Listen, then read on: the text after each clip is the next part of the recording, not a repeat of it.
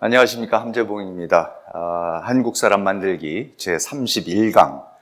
오늘은 이제 그 청교도 혁명에 대해서 말씀을 드리겠습니다. 이제 청교도 혁명이라는 게 지금 뭐 우리가 흔히 아는 영국만이 아니라 이제 네덜란드를 포함해서 어떻게 보면 칼뱅주의의 가장 원래 모습, 그러니까 스코틀랜드로 건너간 칼뱅주의가 이제 지난 시간에 말씀드렸던 그 장로교가 된 거고요.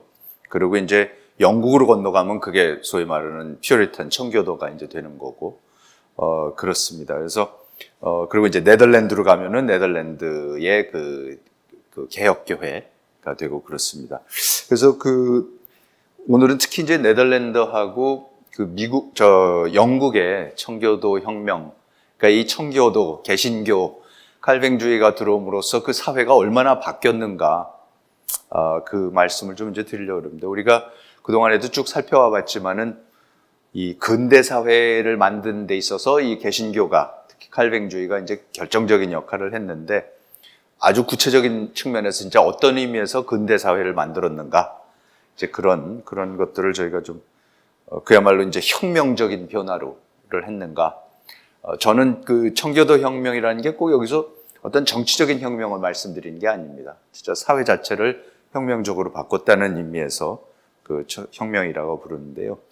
우선 프리드리히 실러가 이제 누구냐면은 베토벤 9번 교향곡의 4악장의 코럴 심포니라고 그러지 않습니까? 그 합창하는 부분이 있지 않습니까? 그 합창의 가사, Ode to Joy, 그렇죠? 환희의 송가라는 거를 원래 쓴 사람이 이 프리드리히 실러입니다. 독일의 대문호고, 그 실러의 글을 가지고 이제 베토벤이 거기에 이제 곡을 붙인 거죠. 그 사악장에. 그래서 그 유명한 환희의 송가가, 나왔는데, 근데 이 실러가 이런 시인이면서 문학가인 것뿐만 아니라 굉장히 유명한 역사학자였었습니다. 근데 사실 그 당시에는 실러가 제일 유명했던 게 네덜란드의 역사를 썼습니다. 네덜란드의 역사 책을 썼는데 그 책 원래 제목이 좀 길어서 번역을 하면 1788년에 나왔는데 스페인의 통치에 대한 네덜란드 연합의 저항의 역사라는 이제 그런 제목입니다.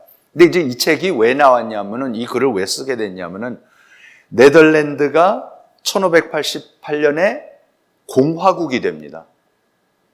그러니까 우리가 아는 거의 최초의 근대 공화국입니다. 미국이 만들어지기 200년 전에 공화국이 됩니다. 그리고 이제 보여드리겠지만은 미국이란 나라가 모델이 네덜란드 공화국입니다. 저는 항상 미국은 갑자기 어디서 그냥 아무도 따라하지 않고 독창적으로 느닷없이 1776년에 나왔다. 미국 혁명을 거쳐서 나왔다. 이렇게 저도 생각하고 있고 대부분 그렇게 생각하시는데 이 책을 쓰면서 들여다보니까 미국도 모델이 있었습니다. 그리고 그 모델이 이제 이 네덜란드 공화국인데 그래서 여러 가지 의미에서 이 네덜란드가 굉장히 중요합니다. 그리고 그 당시에 이미 1788년에 그러니까 공화국이 생긴 지 딱 200년 만에 프리드리히 실러가 네덜란드 공화국에 대한 책을 썼는데 그 서문에다 이렇게 썼습니다. 정치사에 있어서 가장 놀라운 일 중 하나는 네덜란드가 자유를 획득한 일이라고 생각한다. 그러니까 자기가 유럽의 역사를 쭉 봤을 때에 가장 놀라운 일 중에 하나가 네덜란드의 독립이다. 이로써 16세기는 역사상 가장 찬란한 세기가 됐다. 그러니까 네덜란드가 독립한 16세기요. 우리는 명예를 추구하는 자들의 찬란한 업적을 추앙하고 파괴적인 권력욕의 화신들을 영웅으로 대접한다. 우리가 보통 영웅이라고 해서 영웅전 쓰고 위인전 쓰고 하는 사람들을 보면은 대부분 뭐냐면은 자기의 명예를 추구하든 시저나 알렉산더나 그렇죠? 그런 사람들의 찬란한 업적을 추앙하고 아니면 파괴적인 권력욕의 화신들을 영웅으로 대접한다. 그래서 사실 시저 같은 사람들이 그런 사람들이죠. 권력욕의 화신들인데 이렇게 지나고 나서 보면은 그 사람이 멋있는 것 같고 그러니까 징기스칸 나폴레옹, 시저 이런 사람들이 우리가 영웅이라고 생각하는데 그 사람들 보면 전부 다 자기 과대망상증에 명예를 추구하고 그 권력을 추구하던 사람들 아니냐. 그게 그리스 신화부터 나오는 유럽 사람들이 보통 생각하는 영웅들이 다 그랬어요. 그랬는데 이제 이 네덜란드를 보면은 너무나 다른 종류의 영웅이라는 거죠, 이 사람이. 뭐냐면은 그렇다면 억압된 사람들의 고귀한 권리를 위하여 투쟁하는 모습. 그러니까 이런 시저나 나폴레옹이나 이런 사람들이 정복하고 다니고 자기가 유명해지는 게 그게 아니라 억압된 사람들의 고귀한 권리를 위하여 투쟁하는 모습. 대의 명분을 갖춘 사람들이 놀라운 무력도 갖추고, 그러니까 그 자기네가 봉기하고 그런 게 목적은 멋있는데, 근데 보통 보면은 정부나 이런 데가 더 힘이 세서 별 힘이 없는데, 이 경우에는 대의 명분도 갖췄는데 이 사람들이 놀라운 무력도 갖추고, 결국 단호하고 필사적으로 중과 부적의 싸움에서, 도저히 이길 수 없는 싸움에서 전제주의에 가공할 실력에 맞서서 이를 물리치고 승리하는 모습을 볼 수 있다면 이 어찌가 우리가 찬양하지 않을 수 있으랴. 그러니까 여태까지 우리가 보는 모든 영웅담들 보면은 다 파괴적인 사람들, 권력욕의 화신을 정복하는 사람들, 이런 사람들이었었는데 이 사람들은 전혀 그런 게 아니라 자유를 위해서, 그리고 도저히 이길 수 없는 작은 나라가 더 힘센 사람을 상대로, 그것도 전제주의자를 상대로 자유를 위해서 결국은 이겨내는 이런 모습이, 이게 도대체 인류 역사상에 처음 보는 모습 아니냐. 그럼 이거야말로 기릴 만한 일이 아니냐, 이제 이러는 겁니다. 왕정주의자들의 노골적인 권력 장악에 맞서 궁극적으로 해결책을 찾을 수 있었고, 그런 장악력에 맞서도 뭔가 어떻게 이게 해결을 해내서 인간의 자유를 억압하려는 그들의 가장 치밀한 계획들을 무너뜨릴 수 있고, 용맹한 저항으로 폭군의 팔마저 늘어뜨릴 수 있으며 영웅적으로 모든 것을 견뎌내면서 결국 폭군의 가공할 힘을 모두 소진시켜버릴 수 있다는 사실은 우리에게 큰 위안을 준다. 세계에 억압받고 소수민족들, 그 노예 상태로 있는 사람들, 이런 사람들 맨날 일어나봐야, 봉기해봐야 항상 지고 더 센 그 세력한테, 권력한테, 더 큰 나라한테, 더 큰 정복자들한테 항상 지고 자유가 억압이 되고 정복하는 사람들의 명예가 높아지지만은 항상 복속되고 지는 그런 역사였는데, 이런 역사가 다 있다라는 거는 우리한테 사실 굉장한 희망과 위안을 준다. 스페인의 왕실로부터 네덜란드 연합을 영원히 분리시킨 그 기념비적인 투쟁의 역사만큼 이를 나에게 확실하게 각인시켜 준 것은 없다. 말씀드리겠지만 이제 스페인은 당시 세계 최고의 제국이었습니다.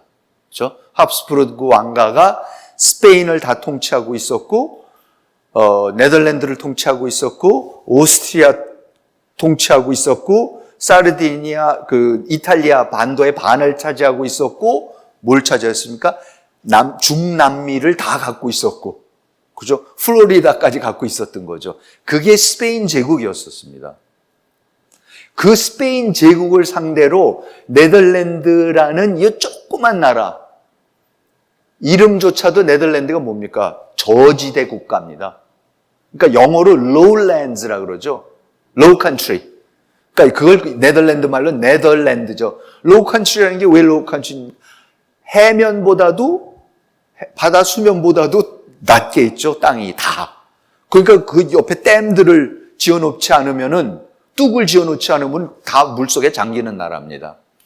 그런 데에 사는 사람들이 이 스페인 제국을 상대로 싸워서 독립을 쟁취했다라는 사실은, 이건 정말 인류사에 있어서 기념비적인 일이라서 자기가 그렇기에 나는 평범한 시민들의 힘을 기리는 이 아름다운 기념비를 세움으로써, 이 책을 씀으로써 나의 독자들의 가슴에 자신들 개개인의 중요성에 대한 환희에 찬 자각을 일깨우고, 이 실러 같은 사람, 독일 이 사람들이 이 개인의 발견, 그렇죠? 개인의 계몽, 이런 거를 외치던 사람들이죠. 환희의 송가도 이제 그런 거였고요. 인간이 목표를 위해 모든 것을 희생할 각오를 하고 단합할 수만 있다면 얼마나 놀라운 일을 이룰 수 있는지 보여주는 가장 확실한 예를 제시하는 것이 중요하다고 생각했다. 그래서 이제 이 책을 썼다라는 겁니다. 당시 우리는 이제 잊어버려서 특히 한국에서는 이런 거를 잘 모르지만요. 그 당시 유럽 사람들은 실러만이 아니었습니다. 1669년에 그 영국의 유명한 미술사가이고 번역가이고 외교관이었던 윌리엄 에글리온비라는 사람은 여행 다니면서 쓰면서 네덜란드를 갔다 와서 이런 얘기를 써놓습니다.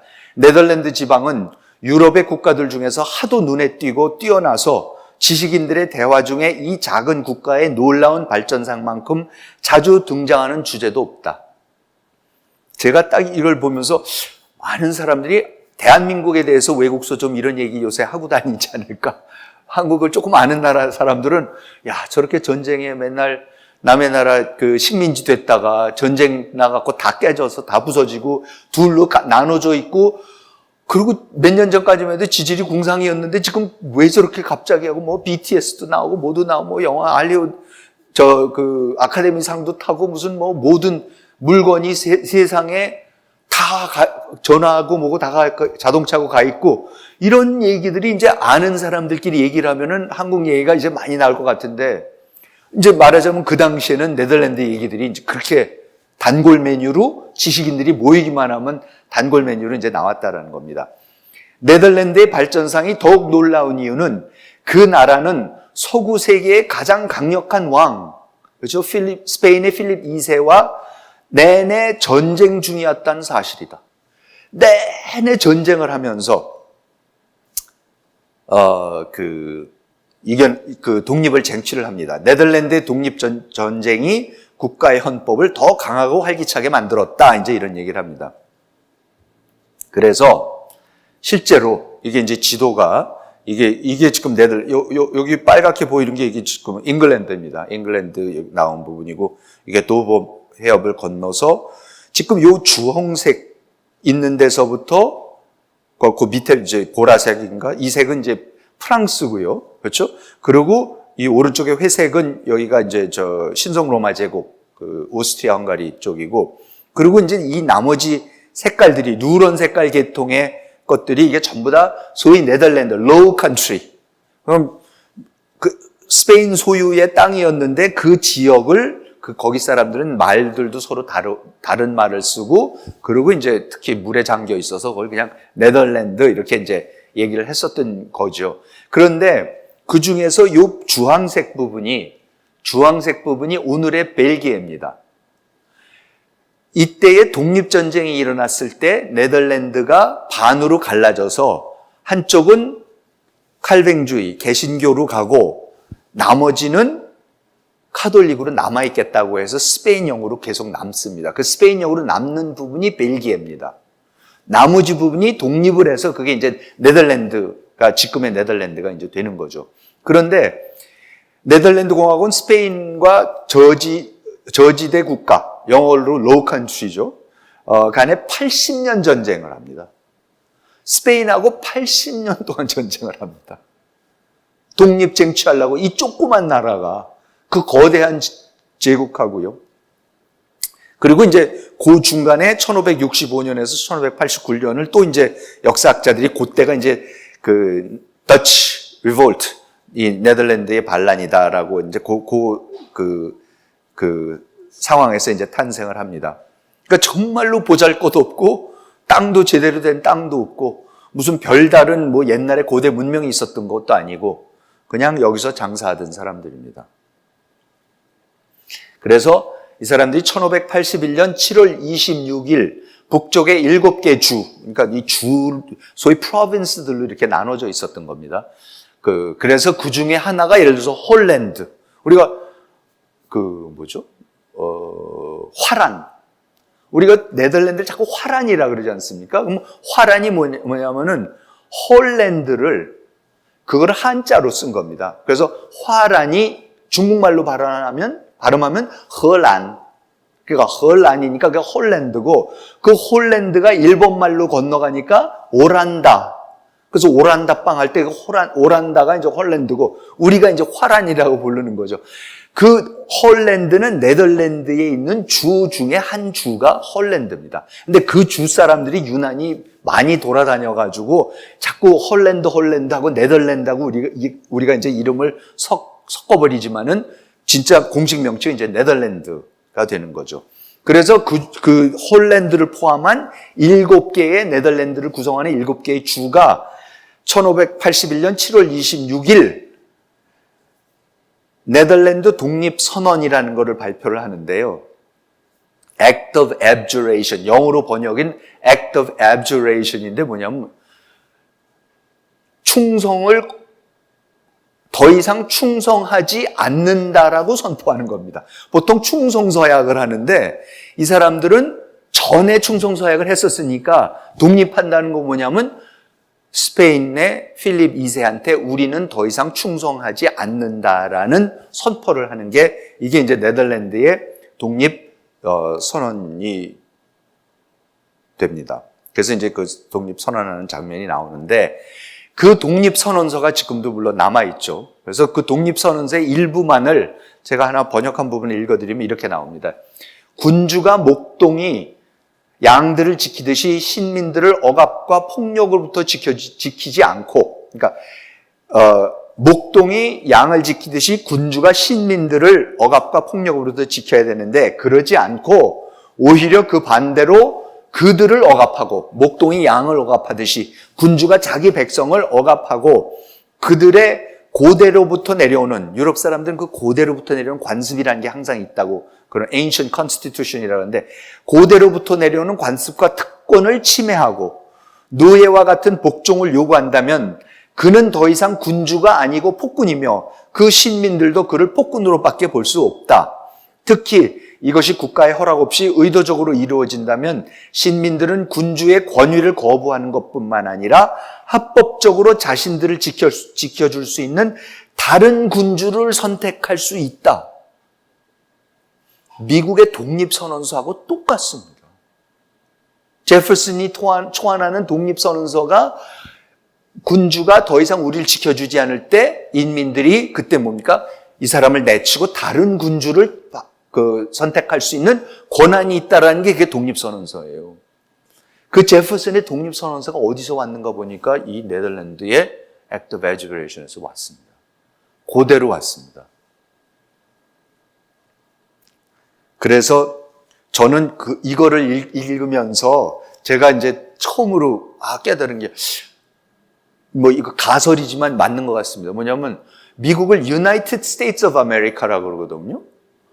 그러면 United States of America는 이름 굉장히 특이한데 Kingdom of 뭐고 어쩌고 그러고 Republic도 있고 그런데 왜 United States of America라고 이름을 지었을까? 미국이 1776년에 독립할 때 네덜란드가 자기네가 독립했을 때 자기 나라의 이름을 United Provinces라고 그랬어요. 그러니까 미국은 province들이 아니라 state니까 United States of America라고 부른 거죠. 그러니까 이름조차도 독립선언서의 내용을 제퍼슨이 따온 건 물론이고 이름조차도 미국 사람들이 모델로 삼은 거는 네덜란드입니다. 그런데 이제 정말로 재밌는 게요. 이 네덜란드라는 나라가 그때까지 진짜 본 적이 없는 나라입니다. 너무나 특이한 나라입니다. 우선 우리가 보통 근대 국가가 된다, 새 나라를 부국강병해야 되고 그러면은 강력한 군주가 나와가지고 똘똘똘똘 뭉쳐갖고 중앙 집권화가 봉건 국가였어도 중앙 집권화가 딱 돼서 일본같이 메이지 같은 군주가 나오고 그 사람을 옹립해서 무장들이 쫙 모여가지고 270개 번으로 나눠져 있던 거를 강력하게 모아가지고 하나의 국가로 만들어서 군대를 일으키고 그 세금을 걷고 이래가지고 옆에 나라들을 치고 하고 이게 프러시아가 그랬고 프랑스가 그랬고 그렇죠. 전부 다 그렇게 우리가 그래서 우리는 언제 그런 군대 국가를 만드냐 이런 얘기들 하고 그랬는데 네덜란드가 사실 최초의 근대 국가인데 네덜란드는 전혀 그런 게 없습니다. 완전히 분권화된 나라였습니다. 강력한 군주, 네덜란드에 무슨 유명한 왕 생각나는 사람 있으세요? 없어요. 완전히 나눠져 있는 분권화되어 있는 나라였는데 그냥 각 지역이 마을과 대관서, 베일리위크라는 이런 단위들로 나눠져 있었고요. 법은 시의회를 만들고 불고마스터라고 불리는 촌장 또는 시장이 집행을 하고 보안관 또는 관리가 탈법을 감시하고 너무나 간단해요. 국가 그냥 시의회 있고 그 시장이 있고 시장이나 촌장이 있고 그리고 보안관이 있고 끝. 미국의 서부 활극 보시면 서부에 가서 서부 개척할 때 영화에 보시면 마을에 가서 만들어서 뭐가 나옵니까? 거기 재판관 하나 있고 그죠? 시장 하나 있고 보안관 하나 있지 않습니까? 그렇게 하면 시작하는 거예요. 그리고 자기네끼리 뽑는 거니까 의회 하나 있는 거고 조그만 거. 그게 민주주의예요. 그렇게 시작하는 거예요, 다. 왕이고 뭐고 다 필요 없는 거고. 왕은 완전히 부수적인 거죠. 네덜란드가 이제 보여주는 겁니다. 그래서 관리와 시의원은 각 마을이나 시의 유지들에서들이 선출을 하고 촌장과 시장, 보안관 등은 시의원 중에서 이제 선출하고. 제가 그 당시에 이게 대표적인 그 시장, 조그만 도시의 마을의 시장, 볼고마스터라는 의 가족이라는 그 당시에 그려진 유명한 그 사진, 그림인데요. 이거 보시면은 이게 청교도들 특유의 그 옷 아닙니까? 까만 옷에 하얀 목 이렇게 한 게 미국에 건너간 청교도들 똑같은 옷이고, 그렇죠? 영국에 있는 청교도들도 그 크롬웰 이런 사람들 그 시대의 청교도들 똑같은 옷이고, 새까만 옷에 하얀 칼라만 한 그 렘브란트 그림에 수없이 나오는 그 사람들입니다. 이게 지금 이런 사람들이 이제 나라를 만드는 거예요.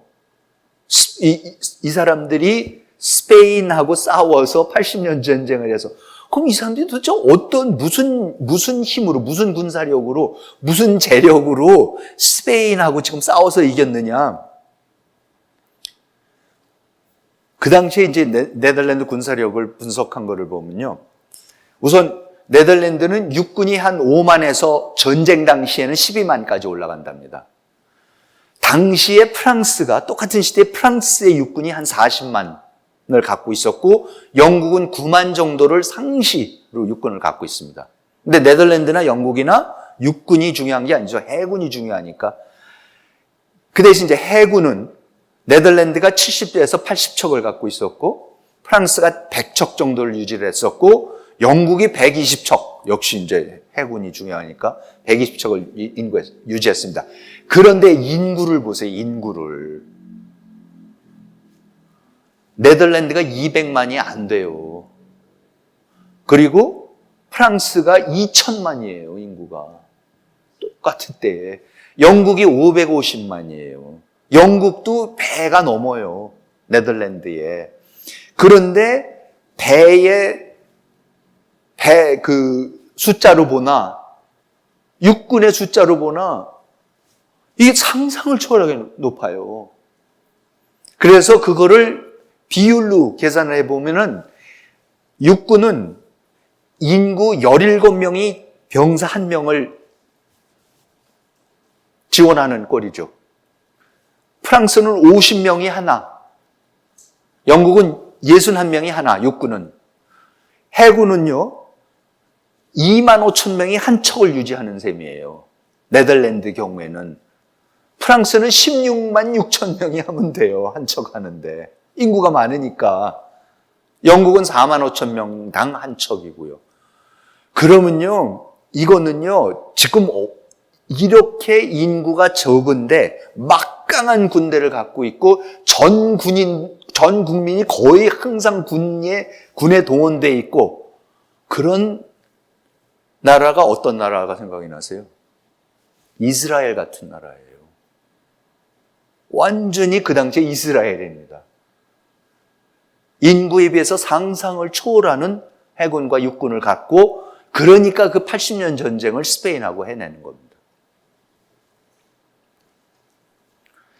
근데 그런 것뿐만 아닙니다. 치안, 저는 이 서양의 그 학자들의 이 연구 결과나 이런 걸 보면 정말 학자로서 너무나 부럽고 놀라운데요.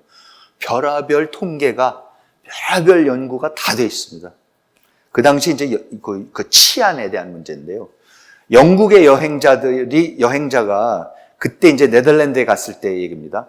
이 도시, 암스테르담을 가보고 이 도시에는 다양한 사람들이 거주하고 이방인들도 많지만 밤에 불법이 자행되었다는 얘기는 거의 듣지 못한다.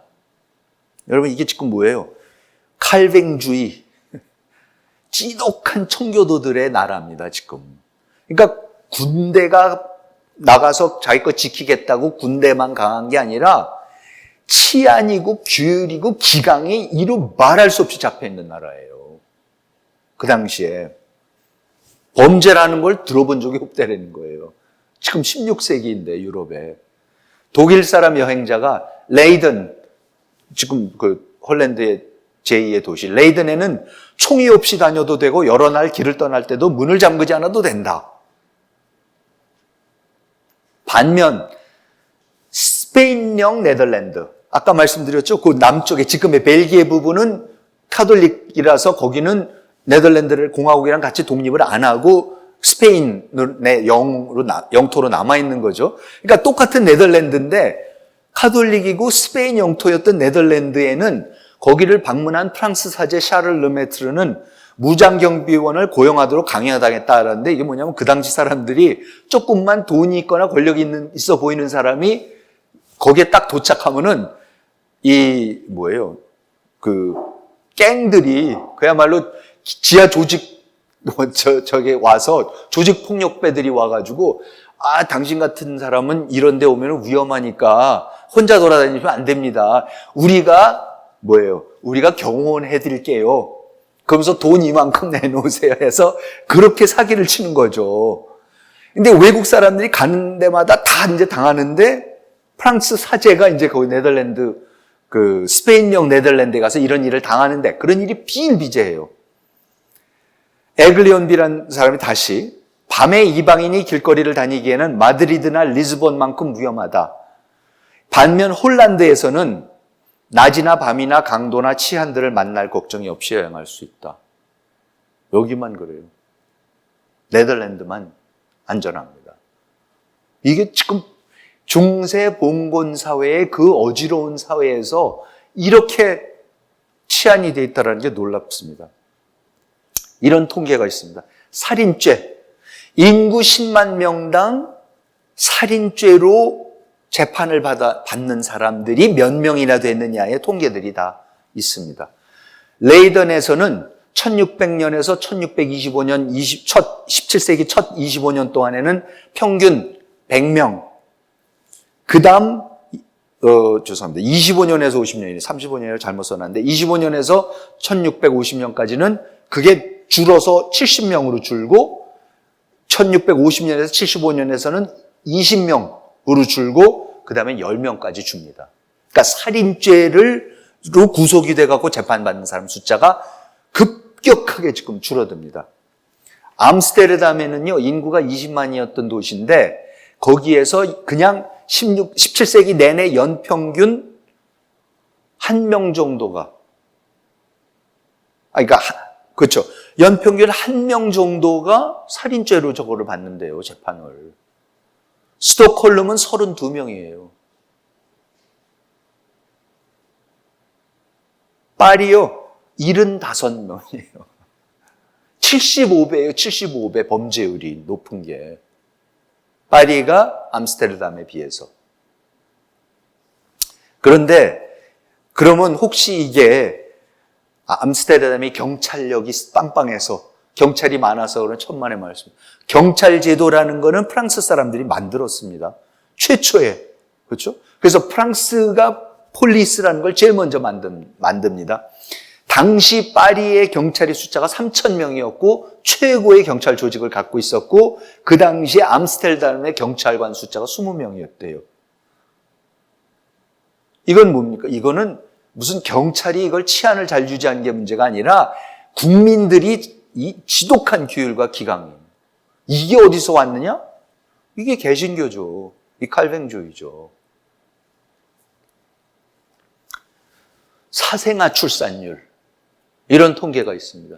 그 사회가 얼마나 문란했는지를 중세봉건 사회에서 근대로 넘어갈 때 이 당시에 사회가 얼마나 문란했는지를 볼 수 있는 게 사생아 출산율이에요.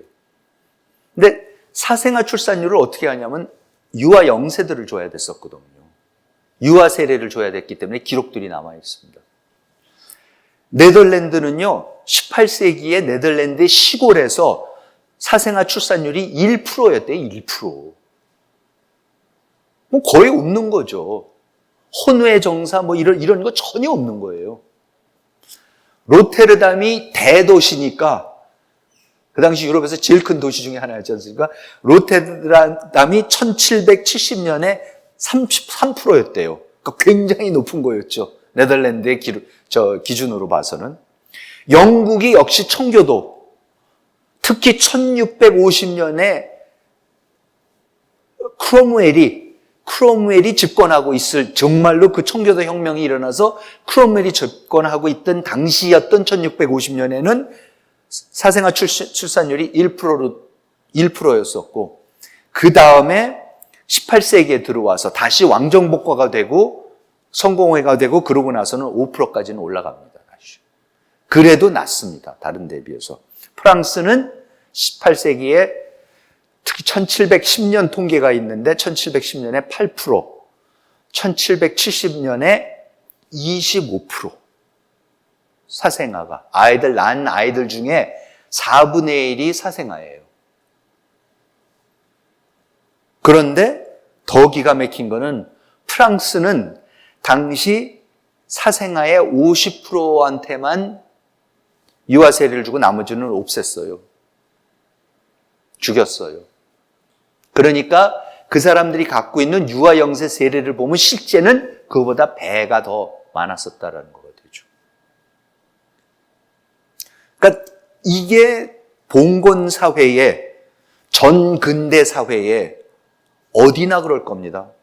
조선도 그랬을 거고요. 어느 나라나 중국도 그랬을 거고요. 전 근대 사회가 이런 일이 훨씬 더 많죠. 아무도 기록도 안 하고 그걸 몰라서 그랬지. 그걸 누가 일일이 점검을 합니까? 아무도 점검 그런 거 못 합니다. 근데 유럽에서는 이런 거를 점검도 하기 시작했고, 여러 가지 그 카톨릭에서 그런 기록들을 남겨놨으니까 그런 걸 갖고도 알 수 있게 되지만, 점점 사회를 안으로 들어가서 침투에 들어가서 규율을 하고 기강을 잡고 기록을 남기고 교육을 시키고 어쩌고저쩌고 교회가 간섭을 하고 이러다 보니까는 이런 기록들이 남는데 놀랍게 기강이 잡혀가는 모습이 계속해서 보입니다. 그래서 당시에 네덜란드라는 사회가 유럽 사람들이 봤을 때에 아니 저 조그만 나라가 무슨 군사력으로 어떻게 저걸 유지하면서 싸울 수 있는가. 가면은 너무나 안전하고 너무나 깨끗하고 너무나 사람들이 윤리 도덕 규범이 꽉 잡혀있는 나라다. 도대체 이 나라는 무슨 나라인데 이러냐고. 공화국을 자기네가 하고 독립을 해가지고요. 왕정이 아니라 공화국을 하고 자치를 하고. 근데 무슨 강력한 왕이나 군주나 아무도 없어요. 자체적으로 이거를 다 해내요. 이게 개신교의 무서운 힘이고 청교도의 무서운 힘이면서 근대 사회가 이래서 무서운 겁니다. 강력한 군주요? 그런 거 필요 없어요. 아무리 군주가 강력하면 뭐합니까? 국민이 강해야죠. 국민이 한 사람 한 사람이 이렇게 교육받고 나가서 나라를 위해서 싸우고, 그렇죠? 열심히 일하고 윤리 도덕 규범 다 지키고 남의 거 훔치고 뺏고 이러지 않고, 그러니까는 질서정연한 사회가 외부로부터의 속박이 아닙니다. 다 종교심 때문에 자발적으로 지금 하는 겁니다. 하나님 앞에서 이렇게 살아야 된다라는 내재화를 시키는 거죠. 그렇죠? 그 행주의 어린이들이, 행주 사람들이 땅에 떨어져 있는 밤도 안 주워가게 되는 그 내재화되는 규율, 그렇게 사는 게 맞고 그게 옳은 거기 때문에, 남이 봐서 뭐 법이 그래서 그런 게 아니라 이렇게 사람들이 되기 시작하는 게 그게 기독교적인 삶이고 청교적인 삶뿐만 아니라 그게 근대인의 삶이에요. 그게 시민입니다. 똑같은 겁니다. 시민은 개신교 신자예요. 청교도들이에요. 그게 근대 시민입니다. 그런데 여러분 이렇게 그러면 맨날 기강, 규율, 규범만 지키고 나가서 싸움만 하고 그런 줄 아세요? 아닙니다. 너무 부자 나라가 돼요, 네덜란드가. 너무 부자가 돼요. 그래서 제가 좋아하는 역사학자 중에 사이먼 샤마라고 있는데 정말 영국의 대단한 학자인데 영국 역사도 쓰고. 근데 이 양반이 쓴 책 중에 하나가 제가 굉장히 옛날에 학부 때 읽었던 것 같은데 대학원 때인지 학부 때 읽었는데 책 제목이 너무 기가 막혀요. 책 제목이 뭐냐면 The Embarrassment of Riches. 너무 돈이 많아서 너무 부유해져서 창피하다는 거예요. 이게 남복이 민망스러울 정도로 부자가 된 거예요. 그래서 이 사람이 네덜란드의 이 황금기, Dutch Golden Age라고 하는 이 지금 말씀드린 그 공화국이 세워져 가지고 폭발적으로 사회가 변해서 실러부터 시작해서 모든 사람이 바라보면서 야, 이건 도대체 무슨 사회냐고 할 때에 그 당시 상황을 사이먼 샤마가 이제 그 책을 쓰면서 책 제목을 기가 막히게 붙였어요. 돈이 너무 많아서 민망한 사회. 왜냐하면 지금 이게 청교도 사회니까 돈이 많으면 사실 안 돼요. 돈 벌려고 하는 게 아닌데. 근데 이게 돈이 벌리는 거예요, 그냥. 그러니까 embarrassing한 거예요. 민망한 거예요. 송나라 때만 하더라도 중국의 경제가 세계에서 가장 부유하고 선진된 경제였었습니다. 그거를 추월하는 게 15세기 르네상스의 이제 피렌체, 제노와, 베네치아 이런 데가 15세기에 와서 처음으로 중국의 부를 추격을 해서 추월하기 시작합니다. 유럽이 중국을 추월하는 게 이게 최초입니다. 15세기에 와서. 그러고 나서 16세기의 네덜란드가 나오는데 이때부터는 완전히 앞서갑니다. 중국이 다시는 개인소득에서 아예 근처도 이제 못 오기 시작합니다. 그게 최초가 네덜란드입니다. 그럼 이제 네덜란드가 돈을 어떻게 벌었냐? 네덜란드가 돈 번 건 여러 가지 방법이 있지만 대표적인 게 이게 지금 지도를 보시면 이게 지금 인도네시아입니다. 인도네시아에 여기에 반탄이라는 데에 가서 인도네시아가 그 향료가 나는 데입니다. 그러니까 후추, 베라벨 그 향료가 나는데 유럽 사람들은 밥을 먹을 때 아무 향신료를 소금밖에 몰랐어요. 소금 빼놓고는 아무 향신료가 고기를 먹든 야채를 먹든 뭐를 하든 생각을 해보세요. 헨리 8세 이런 사람들이 대단한 상을 차려놓고 엄청나게 먹는 것 같죠. 소금밖에 없어요. 그런데 이때 후추부터 시작해서 별의별 희한한 게 나는 게 고기 냄새 숨겨주고, 그렇죠? 야채도 더 맛있게 해주고 하는 이러한 향신료가 이제 그 인도 쪽에서부터 동남아시아에서 발견이 되기 시작해서 그거를 포르투갈 상인들이 가서 사오기 시작해갖고 후추 이런 거가 이제 유럽 사람들한테 퍼지기 시작하고 중국에서부터 차가 건너오기 시작하면서 이 유럽 사람들이 이제 음식에 있어서 이제 계몽이 되기 시작하는 거죠. 그래서 그때의 향신료 무역권을 잡고만 있으면은 최강 국가가 됩니다. 그건 이제 포르투갈이 제일 먼저 잡았던 거죠.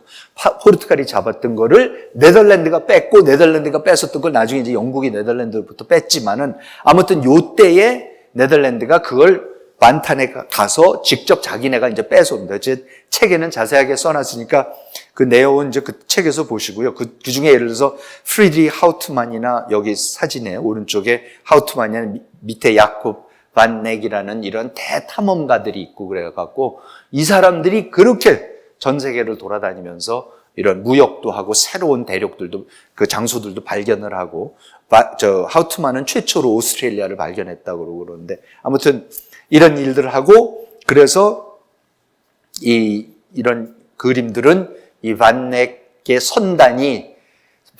선단이 그 반탄에 가서 향신료를 몇십만 톤, 몇백만 톤을 싣고서 암스텔항에 돌아올 때에 암스테르담 시민들이 환영하는 그 장면들입니다. 그러니까 그냥 금덩어리를 몇 척의 배에다가 가득 싣고 돌아오는 셈이죠. 그래서 이제 그 축제가 벌어지고 이제 그랬던 장면이었는데, 그런데 이제 이 사람들이 이게 참 그 동인도 회사라는 걸 만듭니다. 회사를 만드는데, 동인도 회사가 역사상 최초의 주식회사입니다. 우리가 알고 있는 이 주식회사라는, 우리가 모든 회사들이 다 주식회사입니다. 지금 증권시장에서 우리가 주식 사고 하는 그 주식회사를 제일 먼저 만든 게 이 네덜란드 사람들이에요. 그러니까 금욕적이고 전쟁 잘하고 뭐 그 하나님 말씀 잘 믿고 이러면서 탐험도 하고 그러면서 또 이 새로운 시장 경제, 이거를 자본주의를 만들어내는 일까지도 또 합니다. 그래서 근데 이제 그걸 어떻게 하느냐 하면은 이런 거예요. 전에는 배가 예를 들어서 배 네 척이 오늘 암스테르담을 떠나서 반탄 인도네시아까지 가서 지금 자카르타인 데까지 가서 거기서 향신료를 실어가지고 온다. 자, 그래서 그 네 척이 잘 갔다가 한 반년 후에 잘 다 돌아오면은 횡재를 하는 거죠, 모두가. 근데 문제는 뭐예요? 태풍, 가다가 태풍 만날 수 있고, 오다가 태풍 만날 수 있고, 해적 만날 수 있고, 포르투갈 그 해군하고 만나서 싸울 수가 있는 거고, 거기에 있는 현지인들하고 싸울 수가 있는 거고, 잘못될 수 있는 가능성은 이루 말할 수 없이 많아요. 그게 온전히 제대로 6개월 후에 그 당시에 배를 타고 가서 6개월 후에 온전히 돌아오는 게 기적이죠, 사실은. 그러니까는 그때 당시에는 이런 데에 투자할 수 있는 사람들이 누구예요? 보통 사람들 투자했다가는 투자할 수도 없죠. 근데 그러니까 이제 왕 같은 사람들, 왕족들밖에 투자를 못 하는 거예요. 그러니까는 콜럼버스가 자기가 인도로 가는 빠른 길을 찾아서, 그러니까 거기도 향신료 같은 거를 사오려고, 그 대신 벌써 네덜란드 이런 데가 다 차지하고 있으니까 포르투갈이 차지하고 있으니까 지가 나가서 더 빠른 길을 찾아보겠다 이래서 간 거였죠. 그러니까 페르디난드하고 이사벨라라는 스페인의 왕이, 카스틸라고 아라곤의 왕과 왕비가 그 사람들만이 그 돈을 댈 수가 있는 거죠. 그 엄청난 선단을 대해서 전 세계를 몇 년씩 돌아다니라고 하는 거를. 그랬으니까는 그때에 이제 그런 식으로 부자들밖에, 그야말로 나라를 갖고 있는 왕들밖에 이런 데에다가 투자를 못 합니다. 잘 되면 되는 거고 안 되면 뭐 왕이니까 딴 데서 또 돈 줘가면 되니까. 그랬는데 이 문제가 네덜란드 같은 조그만 나라 입장에서는 이걸 어떡합니까? 왕족도 없고 그렇게 돈 많은 사람도 없는데. 그러니까 이 사람들이 생각을 해내는 거예요. 한 사람이 배 한 척을 몽창 사거나 투자를 해서 거기에 보내거나 그러지 말고 한 배를 나누자. 한 배를 여러 사람이 사면 되는 거 아니냐. 그래서 나는 그 배에 100분의 1, 1000분의 1만큼만 내가 산다. 라고 해서 그런 식으로 해서 돈을 모으기 시작하는 거예요. 그래서 그거를 위해서 역사상 최초의 증권시장이라는 거를 만듭니다. 증권시장을 만들고 네덜란드 동인도 회사라는 주식회사를 만들어서 그 증권시장에서 네덜란드 동인도 회사의 주식을 팔기 시작하고, 그 주식이라는 게 점점 소액으로도 내려가갖고 이제는 왕족이나 무슨 귀족들만, 부자들만 이런 탐험대에다가 투자를 할 수 있는 게 아니라 보통 사람들도 그냥 있는 돈 갖다가 투자를 할 수가 있는 거고. 그래서 그게 가서 돌아오면, 그러니까 그게 가서 무슨 일이 생기더라도 어느 한 사람이 몽창 그 손해를 보는 게 아니죠. 그 리스크를 서로가 나눠 가지니까. 그게 주식회사의 원래 개념이죠. 증권시장을 그래서 만들고, 이런 거를 이 사람들이 다 만들어내요. 그래서 최초의 증권시장을 만들어내고, 그러면서 이때에 돈이 모아지기 시작하는데, 증시에 돈이 모이기 시작하는데, 영국 증시보다 훨씬 더 많은 돈 모이기 시작하고 보통 사람들이 다 투자를 하기 시작하는 거고 그 돈을 가지고 네덜란드는 그 당시에 어느 나라보다도 좋은 첨단 배와 첨단 장비들과 이거를 다 싣고 다니면서 무역을 하기 시작하고 그러면서 무역만 하는 게 아니라 이제 무역 거점을 잡기 시작하는 거죠. 그래서 이 VOC 동인도 회사가 네덜란드 동인도 회사가 전 세계의 무역 거점들을 만들어 놓고 거기에서 인류 역사상 최초로 유럽 사람들만 그것도 영국 동인도 회사는 영국 사람만 고용을 하는데 네덜란드 동인도 회사는 네덜란드 사람만 고용하는 게 아니라 다른 유럽 사람들 다 고용하고 뿐만 아니라 현지의 중국 사람, 인도네시아 사람 누구나 다 고용을 합니다.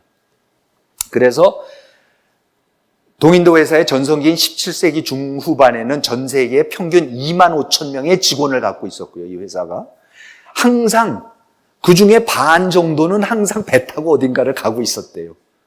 평균 11,000명이 항해 중이었고 어느 한때를 딱 집으면 무조건 그때는 한 직원의 반 정도는 지금 항해를 하고 있었던 거고 1669년에는 150척의 상선과 40척의 군함을 거느리고 5만 명의 고용인과 1만의 군대를 이 회사가 갖고 있는 거죠. 경호도 해야 되고 어쩌고 하니까. 그러니까 하나의 작은 나라가 되는 거죠. 이런 회사가. 이 회사를 네덜란드가 갖고 있는 겁니다. 네덜란드 공화국. 그래서 당시 동인도 회사의 시총이요. 지금 돈으로 인플레고 뭐고 다 해서 계산하면 7조 달러였답니다. 근데 여러분 7조 달러가 얼마냐면요. 미국의 애플사가 2020년에 시총 1조 달러를 넘었었어요. 지금 뭐 2조 갈 때가 있고 막 엄청나게 올라갈 때가 이제 그런 겁니다. 세계에서 제일 큰 회사가 1조에서 2조 달러 사이를 왔다 갔다 하고 있는데 지금 돈으로 계산하면은 그 당시 동인도 회사의 시가총액이 7조 정도가 된다고 그래요. 그러니까 너무 돈이 많아서 민망하다는 게 이게 말이 되는 얘기입니다. 17세기 말에는 아프리카에 5개, 중동에 6개, 동남아에 34개, 극동에 21개의 기지를 운영을 합니다. 일본의 란카쿠, 일본의 난학이 나오게 되는 데지마 섬에도 기억하신지 몰라도 데지마 섬이라는 인공섬을 나가사키에 만들어서 도쿠가와 막부가 카톨릭들 다 쫓아내고 너 네덜란드 개신교들만 와서 동인도 회사 와서 여기서 무역해. 그래서 이제 그것 때문에 란가쿠, 더치다디가 일본에 꽃 피우기 시작하고 이제 그러지 않습니까? 스키타 겐파쿠 같은 사람이 해부도 만들고 하게 다 이제 이것 때문에 왜 네덜란드였느냐? 왜 네덜란드 동인도 회사였냐? 그 당시 세계 최고의 회사니까. 그렇죠? 하멜 퓨르기에 나오는 하멜이 제주도에 있던 하멜이 어디 사람이겠어요? 네덜란드 사람이고 무슨 회사 고용인이었겠어요? 네덜란드 동인도 회사 고용인이었습니다. 이 조그만 나라가요, 전 세계 무역을 장악을 한 겁니다.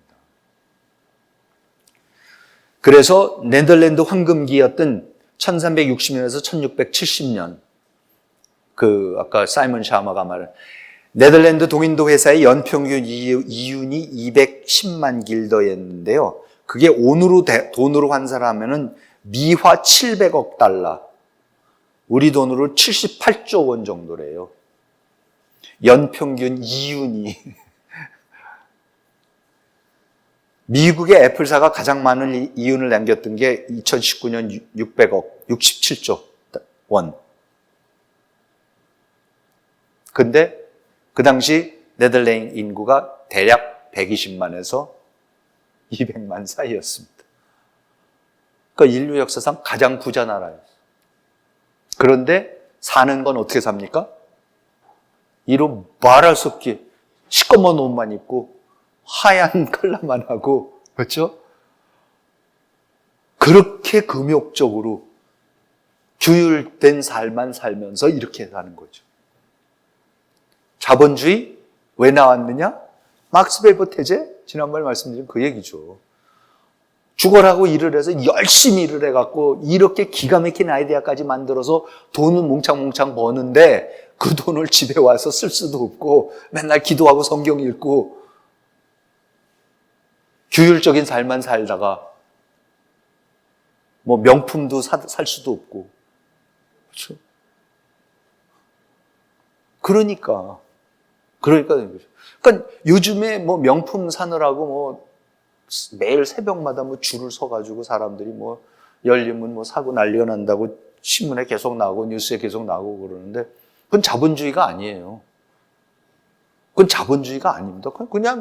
그냥 욕심 많은 인간의 본성의 모습, 그건 뭐 진시황 때도 있었고 파라오 때도 있었고 아무 때나 있었던 인간의 모습이지, 그게 무슨 자본주의의 모습이에요? 자본주의의 모습은 이 네덜란드 동인도 회사의 모습이, 그게 자본주의입니다.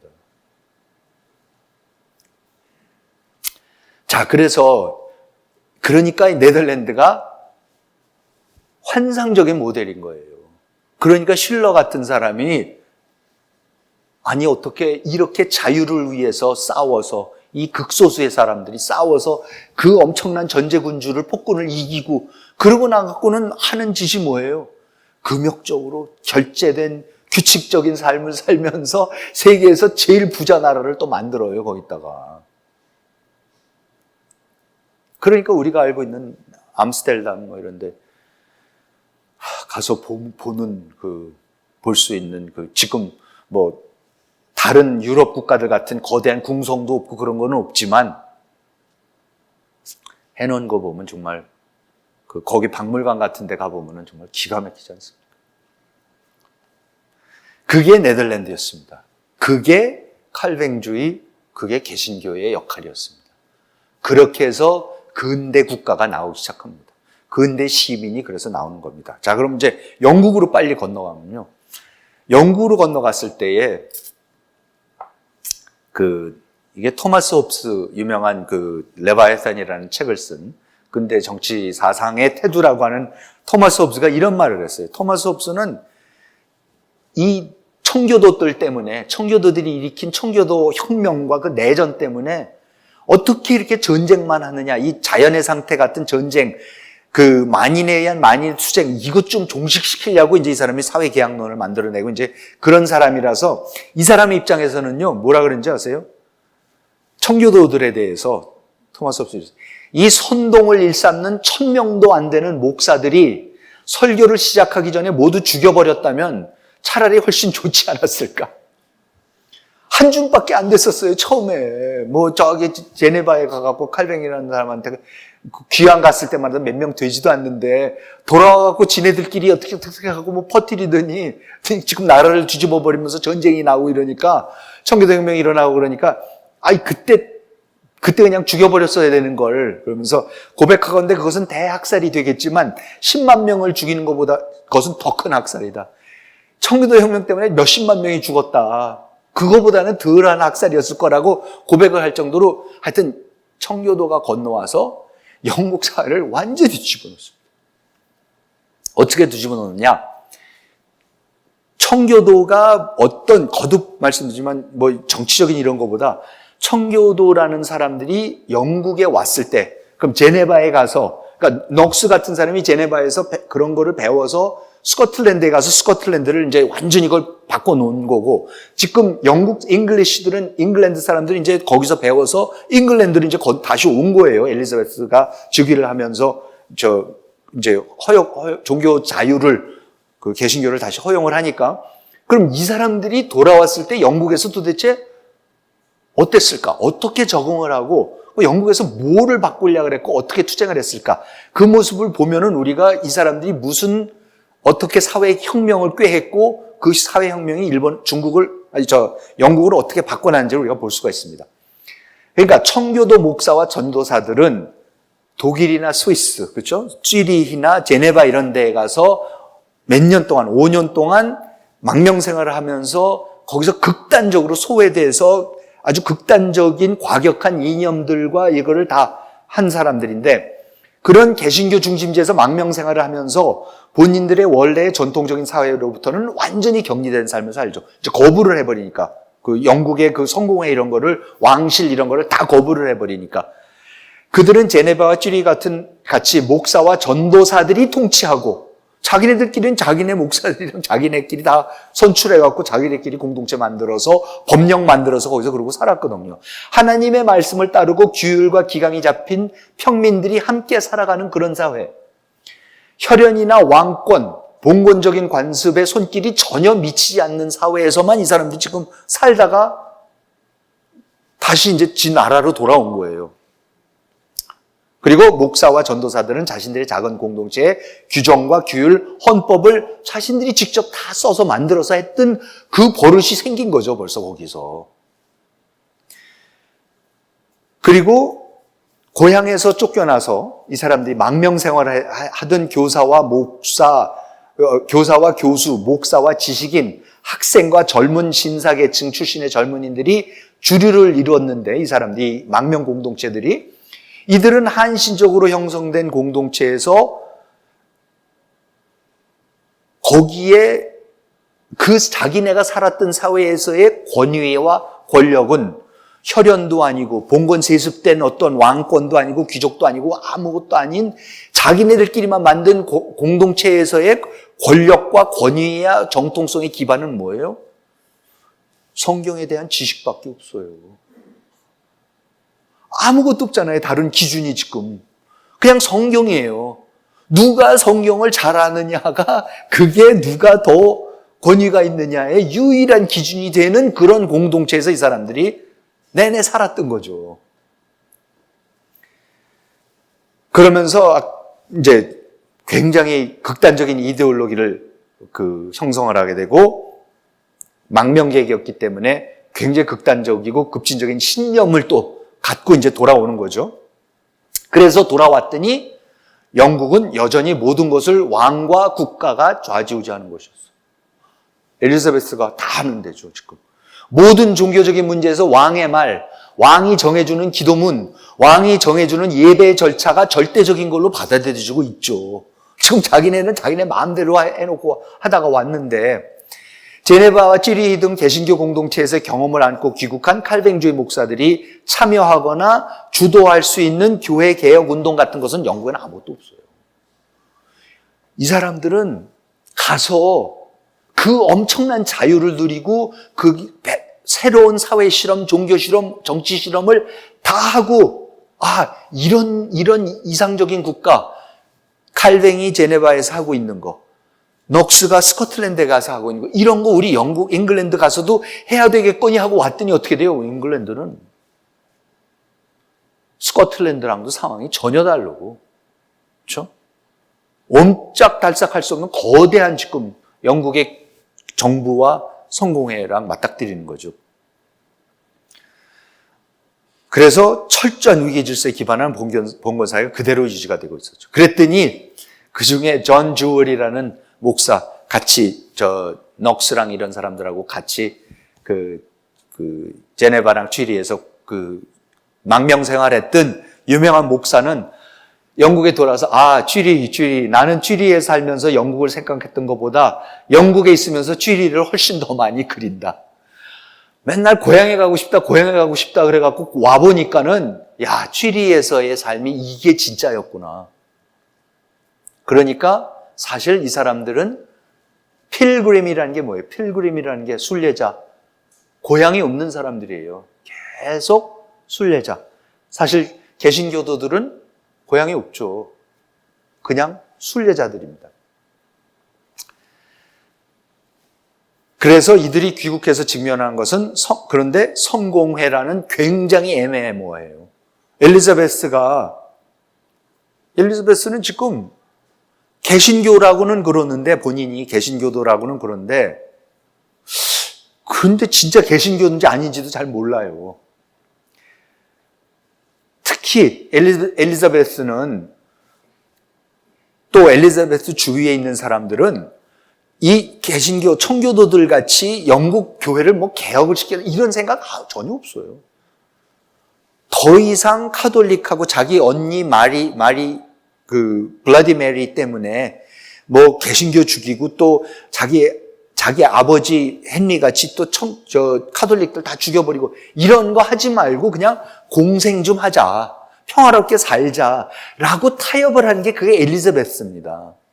그러니까 엘리자베스로 밑으로 돌아온 이 청교도들 입장에서 봐서는 답답해서 이제 뭐 이런 일이 다 있어. 이 여자 왜 이래? 이거 지금 뭐야? 카톨릭이야? 성공회야? 뭐 개신교야? 뭐야? 이제 이런 문제가 나오는 거죠. 그렇다고 메리 여왕 시대 같이 국왕과 성공회 전면적으로 정할 수도 없고. 어쨌든 명색이 성공회도 개신교는 개신교였습니다. 그러면서 예를 들어서 1580년에 스페인하고 스페인의 무적함대가 쳐들어왔을 때, 그때는 엘리자베스가 뭐라고 그랬어요? 개신교도들의 자기가 여왕으로서 카톨릭으로부터 개신교를 지키겠다고 나서는 거예요. 그러니까 이 애국심과 이 개신교 이거를 합치니까는 거기에 대해서 지금 청교도 목사들이 그 엘리자베스를 지금 비판할 수가 없는 상황입니다. 자기 나라가 지금 딴 나라랑 전쟁을 하고 있고, 더군다나 개신교가 천주교하고 전쟁을 하고 있는데 개신교도들이 개신교 군주라고 하는 사람을 비판할 수가 없잖아요. 그러니까 이 청교도들의 입장에서는 굉장히 지금 곤란한 상황에 처해 있습니다. 그런데 잉글랜드는 뭡니까? 잉글랜드에 지금 엘리자베스 옷 입은 거 보세요. 이건 르네상스입니다. 최고의 르네상스 군주예요. 화려하기 이를 데 없습니다. 개신교가 아니에요. 칼뱅주의 아닙니다. 금욕주의 아닙니다, 지금. 셰익스피어 여러분, 셰익스피어가 기독교 문학입니까? 아니에요. 셰익스피어 비극 중에 뭐 햄렛을 보든지 오텔로를 보든지 리어왕을 보든지 거기에 기독교적인 요소가 뭐가 있어요? 전혀 없습니다. 대문호고 영문학을 대표하는 대문호지만은 엘리자베스 시대와 셰익스피어는 개신교가 아니에요. 청교도랑 아무 상관이 없고, 청교도들의 입장에서 봐서는 뭐 이런 일이 다 있어. 지금 네덜란드가 하는 거를 보나 스코틀랜드에서 일어나는 일이나 스코틀랜드의 존 넉스가 제일 먼저 하는 일 중에 하나가 축제 다 없애고 연극 공연 같은 거 다 없애는데, 지금 셰익스피어 때문에 뭐가 돼요? 글로브 시어터라는 그 유명한 그 극장에서 매일 셰익스피어에 공연하고 사람들이 축제하고 이제 이러는 그런 거 아니에요. 이거 자기네가 그리는 개신교 사회하고는 완전히 다른 겁니다. 성공회 사제들의 옷입니다, 이게 지금. 그러면 이 사람들은 개신교야? 천주교야, 이게. 이제 이러는 거죠, 청교도들은. 그래서 청교도들은 이때부터 뭡니까? 목표가, 성공회 자체를 싸그리 뜯어 고치지 않으면은 이거는 개신교가 아니다. 종교개혁은 안 이루어진 거다. 헨리가 해서 종교개혁을 통해서 세웠다라고 소위 말하는 프로테스탄트 개신교라고 하는 성공회 이거 아니야. 이거를 끝까지 존 녹스나 칼뱅이나 네덜란드에서 일어나는 것 같이 그런 식으로 이걸 고쳐야 되겠어 라고 나서는 게 그게 이제 영국의 청교도들입니다.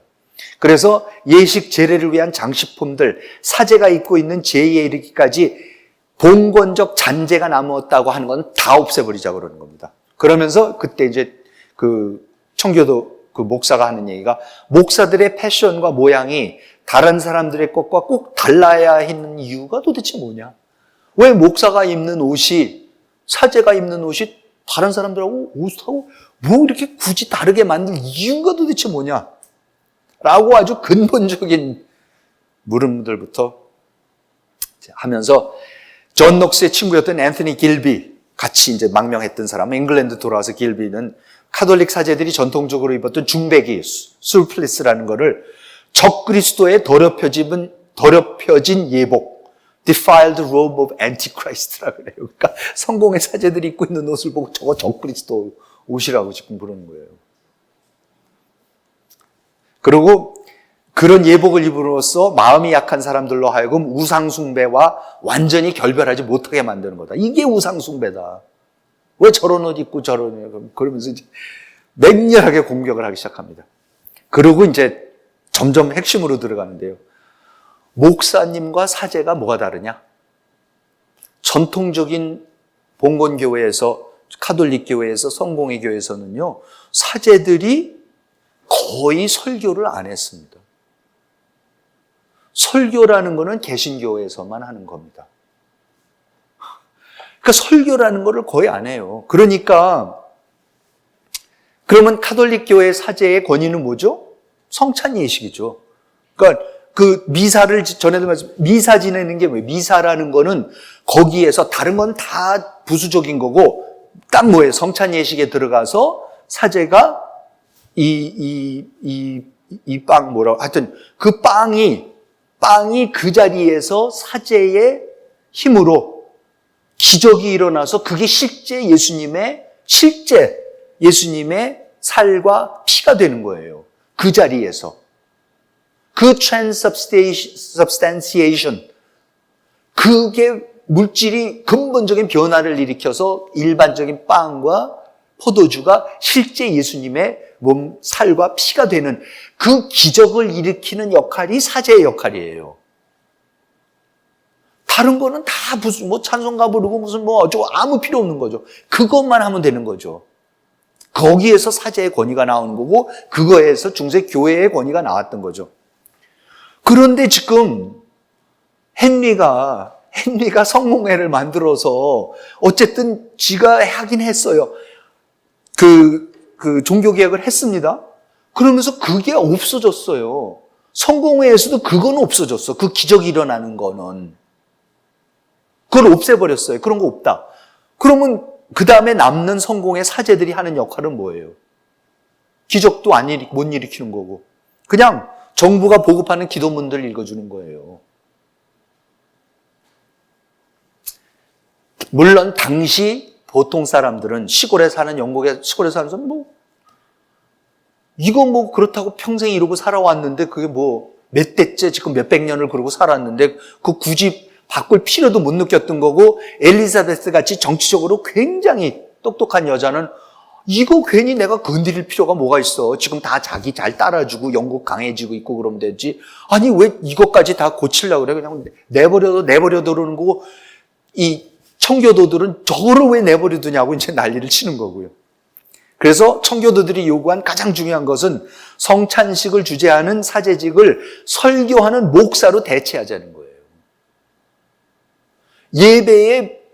예배의 목적 자체가 완전히 달라지는 거죠. 성찬식에서 설교, 말씀 선포하는 걸로 완전히 바뀌는 겁니다. 전혀 다른 형태 예배가 이제 시작이 되는 거죠. 그런데 설교를 하려면 뭐가 문제가요? 뭘 알아야죠. 성경을 알아야 되고 성경을 샅샅이 알아야 되고 성경에 관련된 온갖 거를 다 알아야 되고 세상 돌아가는 거 다 알아야 되고 그거랑 엄청난 지식이 필요한 거예요. 카톨릭 사제들이 성공회 사제들이 그런 훈련이 하나도 안 돼 있고 아무것도 없었어요. 그러니까 청교도 입장은 이걸 어떻게 키워내느냐는 거예요. 이런 높은 교육, 당대 최고의 교육 수준을 갖춰서 그걸 기반으로 성경을 해석하고 읽고 말씀을 선포할 수 있는 그런 목사들을 도대체 어떻게 만들어내냐는 거예요. 그러니까 그런 목사들을 만들어내는 거가 제일 중요한 개혁의 문제입니다. 핵심 과제입니다. 그러니까 미국의 청교도들이 가갖고 보스턴에 가자마자 제일 먼저 하는 게 뭐예요? 하버드 칼레지 만들고 출판사 만들고 뉴헤이븐에 가서 예일 만들고 출판사 만들고 뉴저지 가서 프린스턴 만들고 출판사 만들고 왜? 이 말씀 잘하는 당대 최고의 지식 수준을 가진 지식인 목사들을 키워내야 되니까 그 사람들이 있어야 자기네가 원하는 공동체가 돌아가니까 그래서 나오기 시작하는 게 목사들이 최초의 전문 지식인입니다. 근대의 지식인. 나라에서 녹을 받는 것도 아니고 뭐예요? 그냥 자기의 지식을 갖고 밥 벌어 먹는 사람. 그렇지 않습니까? 그게 지식인이죠. 순전히 자기의 알고 있는 거를 팔아서. 표현이 좀 그렇지만. 그러니까 하나님의 진리를 설명하기 위해서 성서를 해석할 수 있는 예언자적 권능을 갖고 있는 자들은 목사들밖에 없다라고 자기네들끼리 이제 그러고요. 교회를 다스리는 일만큼 고도의 능력을 요하는 것도 없다. 따라서 이러한 일을 맡을 수 있는 사람은 전문가적인 지식이 있고 똑똑한 사람이어야 한다. 그러니까 이제는 전에는 뭐 카톨릭 교황부터 해서 추기경에 가서 쫙 조직이 다 돼 있고 다 알아서 굴러가고 자기가 맡은 역할만 하면 되는데 이제는 뭡니까? 교회 만들어서 교회 다 운영을 해야 돼요. 완전히 전문가적인 모든 차원에 있어서 전문가적인 지식이 있어야지만 됩니다. 그래서 봉건 카톨릭 교회는 성직자의 서열을 전제로 한 위계 질서를 갖추고 있는 거고 청교도들은 이런 거는 절대 못 받아들이는 거예요. 그래서 전통교회의 제일 중요한 부분, 아까도 말씀드렸지만 개신교회에 있어서 제일 중요한 청교도들에 있어서 유일한 기준은 뭐예요? 지식. 뭐에 대한 지식? 성서에 대한 지식. 그 당시엔 그게 최고의 책이었으니까. 그렇죠? 지금의 백과사전 모든 거 다 있는 거 아닙니까? 그래서 정말로 우리가 종교라는 게 무슨 뭐 지식과 뭐 이렇게 뭔가 아는 게 중요하냐, 믿는 게 중요하냐, 뭐 너무 많이 알면은 뭐 신앙심이 약해지고 뭐 지식인은 좀 종교심이 약해지는 것 같고 이런 얘기를 많이 하는데 뭐예요? 최초의 근대 지식인은 목사였어요. 같이 가는 거예요. 같이 갈 수밖에 없다라고 이렇게 믿었던 거죠. 그래서 근대 지식인이 오히려 나오니까 전혀 모순이 없었던 겁니다, 이 사람들한테는. 그래서 청교도들이 요구하는 성서적 지식이라는 것은 전통으로부터 내려오는 것도 아니고 공식에 의존하는 것도 아니고 전통적인 체제를 통해서 관리가 되는 것도 아니고 메리의 망명객들, 제네바 같은 그 메리안 엑사일들은 이 사람들은 대륙 망명할 때 벌써 책을 밀수해서 보고 출판도 해보고 지식인들이 하는 짓들을 다 했어요. 그죠? 운동권들이 하는 짓을 다 한 거예요. 금서된 책들 만들어내고 보급하고 조직해갖고 몰래 읽고서 선포하고 그걸 갖고 나라에 돌아가서 나라를 혁명을 일으켜서 그걸 뒤집어 버리려고 하는 거죠. 그래서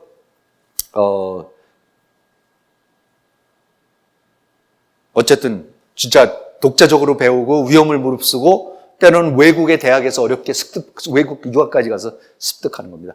빨리빨리 넘어가겠습니다.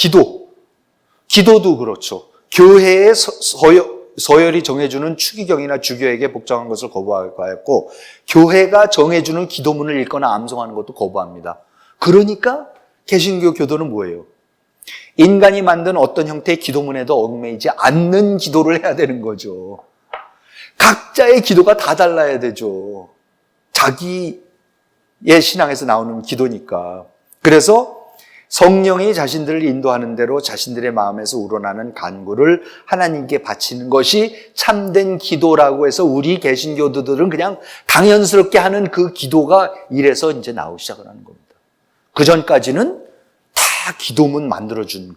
지금 카톨릭은 아직도 그렇죠. 뭐 무슨 날에 드린 기도, 무슨 날에 어떤 상황에서 드린 기도문들이 다 이렇게 책으로 다 돼 있지 않습니까? 성공회도 그렇고요. 근데 우리는 그런 거 아무것도 없잖아요. 개신교에서는. 각자가 알아서 그때 막 만들어내야죠, 기도문을. 그러면서 이제 모든 거가 투표하고 하여튼 자기네가 다 알아서 하는 거예요. 자기네가 토론하고 결정하고 투표해서 결정해야 되는 거고 남한테 맡기는 거 하나도 없이 자기네가 다 해야 되는 게 이제 개신교들이. 그래서 목사들은 자신들이 사목하는 교회에서도 목사들은 카톨릭이나 성공의 사제와는 달리 특별한 예식을 전담하는 존재가 아닌 성서의 전문가로서 오직 자신들만의 지적인 능력에 의해서 평가받는 그런 사목을 하는 성직자가 될 것을 요구합니다. 그러니까 완전히 말만 성직자지 단어만 같지 카톨릭이나 성공의 성직자와 개신교의 성직자는 전혀 다른 성격의 그 성직자가 나오고 이러한 성직자들이 이제 케임브리지, 옥스포드 이런 데 가갖고 젊은 학생들이 이제 가르치기 시작하는 겁니다. 그러니까 영국 사회가 그 사람들이 점점 극단주의로 가고 거기에서 그 존 밀턴, 올리버 크롬웰 이런 사람들이 케임브리지, 옥스포드 이런 데서 이런 젊은 청교도들로부터 세뇌가 되기 시작하는 거죠, 이제. 의식화가 되기 시작하면서 완전히 이 청교도들이 돼서 그 사람들이 나중에 이제 다음 세대 청교도 혁명을 일으키는 겁니다. 그래서 정말 고급 지식인들이 되는 거고, 마지막으로 성경 공동체입니다. 이제는 학연, 혈연, 지연이 아닌 성경만을 매개로 하는 공동체입니다. 중세 봉건 사회가 왜 개신교 때문에 무너지느냐? 개신교회라는 그 공동체는 학연, 혈연, 지연하고 아무 상관이 없습니다. 오히려 학연, 혈연, 지연에서 떨어져 나온 사람들, 한국 교회가 클 때에, 산업화가 막 될 때에 시골에서 전부 다 올라와가지고 대도시에 오면 갈 데가 없잖아요. 그래서 교회가 그 시골에서 올라온 수많은 그 여직공들부터 시작해서 받아들이는 거 아니에요. 왜? 교회는 고향에 있었으면 학연, 혈연, 지연의 공동체에서만 살아왔던 사람들이 그 학연, 혈연, 지연이 없어진 대도시에 왔을 때 어떻게 해야 될지 모르는 거를 교회가 전혀 다른 공동체를 만들어주는 거죠. 전혀 다른 책을 읽고 전혀 다른 조직을 하고 평등한 조직을 하고, 그렇죠? 모든 것을 참여시키고 가르쳐주고 투표시키고 이런 조직으로 바꿔버리는 거예요. 그러니까 중세 봉건 사회 조직들이 극복이 되기 시작하면서 새 것들이 나오기 시작하고, 굉장히 공적인 조직, impersonal organization, 퍼스널한 게 아니라 사적인 것이, 그리고 연계망 이런 거를 대체할 수 있는 새로운 것들이 나오기 시작됩니다. 그래서 정말로 마지막으로 청교도적인 삶의 방식이 뭐가 되느냐? 직설적인 언행과, 그렇죠? 그러니까 무슨 학연, 혈연, 지연 속에서 이렇게 여러 가지 고려해야 되고, 선배, 후배, 이런 거 고려하고, 어른 앞이고, 이런 거, 연장자 앞에서 무슨, 얼마 전에, 하여튼 그런 거 하지 않고, 뭐죠? 그냥 직설적인 언행과 교육과 독자적인 판단력을 중시하는 태도. 그게 청교도적인. 근데 그게 근대 시민의 태도입니다. 교회 체제 외부에 자신들이 결성한 공동체를 중시하는 태도, 목표를 향하여 주도 면밀하고 체계적이고 조직적으로 접근하는 삶의 태도, 질서와 규율을 중시하고 감정에 치우치지 않는 냉정한 태도, 이런 것들은 중세 봉건용주, 르네상스 정치군, 성공회의 주교, 이런 사람들하고 전혀 다른 삶의 양식이 되는 겁니다. 이들은 자발적인 결사체들을 형성하고 자신들의 목소리를 반영시키기 위해서 공개적으로 탄원을 하고 집단 압력을 행사하고 여론을 움직이는 겁니다. 그게 청교도고, 그게 개신교고, 그게 근대 시민입니다. 그래서 이 사람들이 권력을 잡으니까 무슨 일이 벌어집니까? 찰스 1세를 의회가 앉혀놓고 왼쪽 사진이 재판을 하는 겁니다. 왕을 법정에 앉히는 겁니다. 그래서 왕을 재판을 해서 합법적으로 사형을 구형을 해서 사형에 처하는 겁니다. 오른쪽 사진은 이제 나중에 상상해서 그린 저 그림이지만, 올리버 크롬웰이 찰스 1세가 죽은 다음에 가서 관을 열어보면서 찰스 1세를, 올리버 크롬웰이 이렇게 죽은 찰스를 쳐다보고 있는 그림이라 그러는데요. 그래서 왕의 목을 치는, 민주주의로 나가는 그런 결정적인 계기까지 만들어지는 게 그게 청교도 혁명이었습니다. 오늘 또 시간 너무 많이 넘었는데 여기서 이만 마치도록 하겠습니다. 시청해 주셔서 감사합니다.